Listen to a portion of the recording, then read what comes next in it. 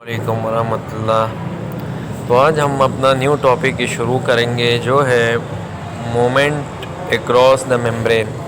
तो स्टूडेंट्स पहले आप मोमेंट को समझे, फिर हम देखेंगे कि ये मेम्ब्रेन में मोमेंट कैसे हो रही है। तो मोमेंट ये कहा जाता है, फॉर एग्ज़ाम्पल बच्चे ये सेल मेम्ब्रेन है।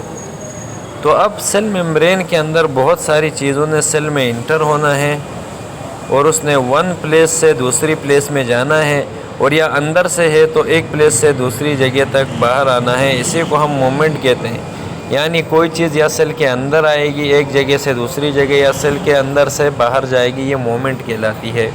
तो अब हम मोमेंट देखते हैं कौन सी चीज़ें सेल के अंदर आ रही हैं, कौन सी चीज़ें बाहर जा रही हैं मेम्ब्रेन के थ्रू।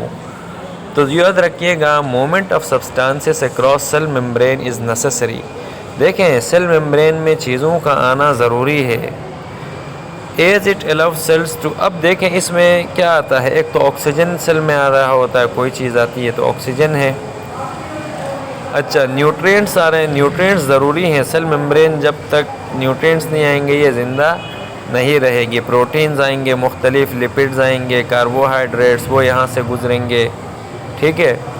और क्या होता है स्टूडेंट्स, इसके पास यानी एक्सक्रीट करता है वेस्ट प्रोडक्ट्स।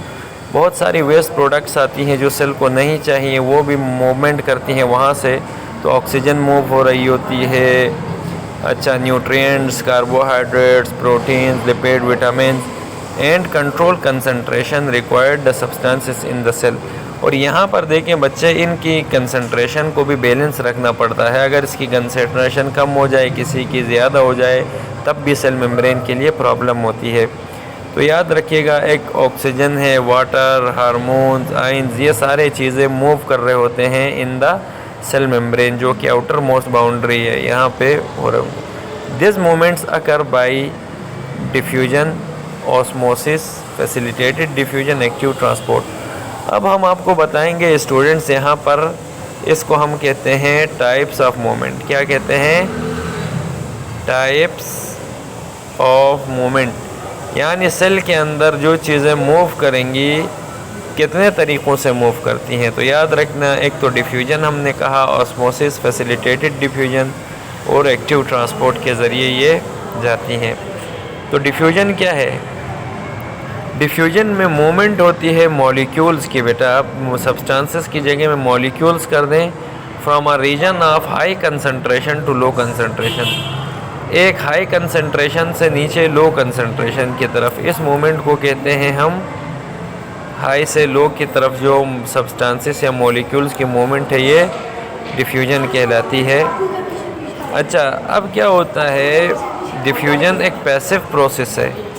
पैसिव प्रोसेस देखें स्टूडेंट्स, इस वजह से कहते हैं क्योंकि it does not require any energy input. इसको एटीपी नहीं चाहिए इन मॉलिक्यूल्स या सब्सटेंसेस को मूव करवाने के लिए, क्योंकि बहुत सारी मूवमेंट्स ऐसी होती हैं जिसमें एटीपी के बग़ैर यानी ये चीज़ें मूव नहीं करती। तो यहाँ पैसिव ट्रांसपोर्ट हमेशा उसको कहेंगे जहाँ एनर्जी रिक्वायर नहीं होती। अब इसकी मिसाल हम ऐसे देते हैं, जैसे बच्चे प्लांट से अभी वहाँ से क्या हो रहा है, ऑक्सीजन आ रहा है, वो हमारी नोज़ के थ्रू पूरे बॉडी में जा रही है। तो ये डिफ्यूजन के थ्रू हो रहा है, याद रखें। यानी ये नोज़ से फिर ये हाई कंसंट्रेशन में है, नीचे लंग्स में जा रहा है, ये भी डिफ्यूजन के थ्रू हो रहा है। क्योंकि हमने कहा था हाई कंसंट्रेशन से लो कंसंट्रेशन की तरफ, इसके एक एग्जांपल भी दे दी।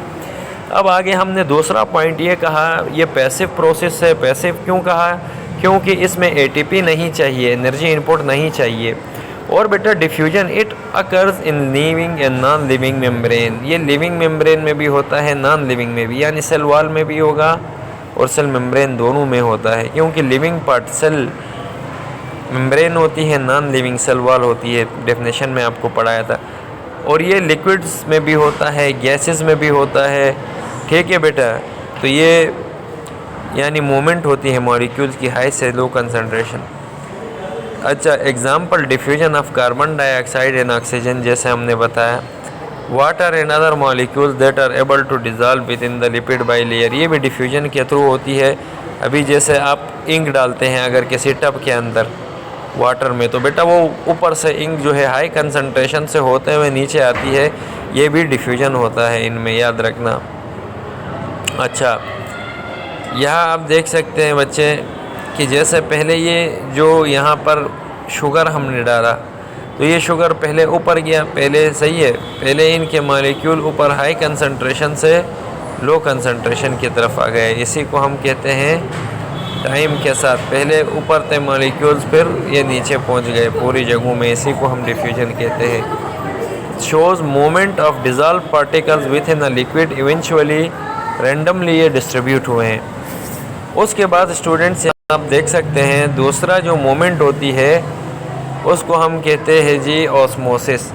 ऑस्मोसिस में हमेशा याद रखिएगा मूवमेंट होती है low concentration to high concentration, यानी उल्टा होगा, नीचे से ऊपर की तरफ जाएगा। जैसे यहाँ आप देख सकते हैं पहले यहाँ पे मॉलिक्यूल्स नीचे थे, फिर बाद में ये मॉलिक्यूल्स मूव हो गए हाई कंसंट्रेशन की तरफ, लो से हाई।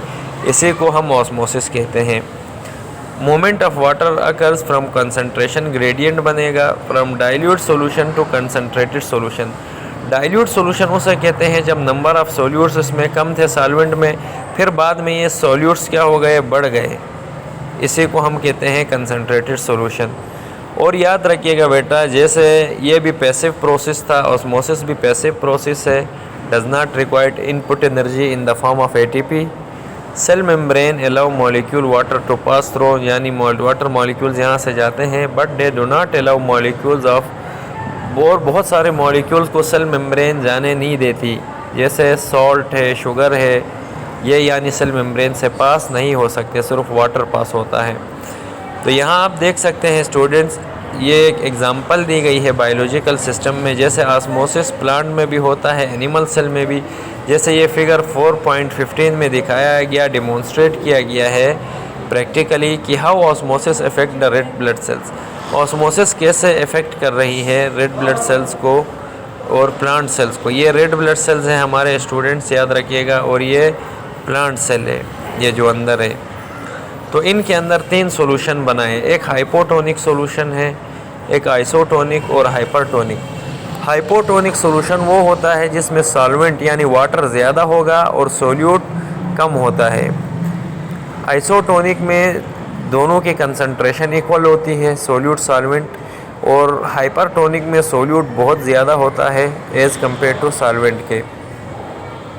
तो अब यहाँ क्या हुआ बच्चे, हाइपोटोनिक कंडीशन में रेड ब्लड सेल्स हमेशा स्वेल कर जाते हैं।